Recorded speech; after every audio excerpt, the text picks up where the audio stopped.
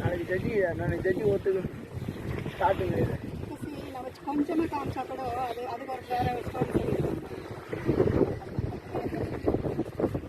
ஆஹா pollution control போட செத்தா போல இருக்குல்ல நாளைக்கு.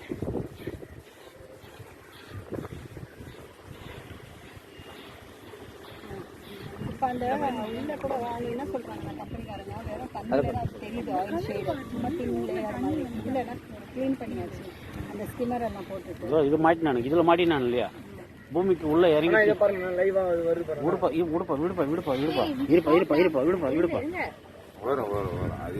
சொரகுது பாருங்க. அதுதான் வீடியோ.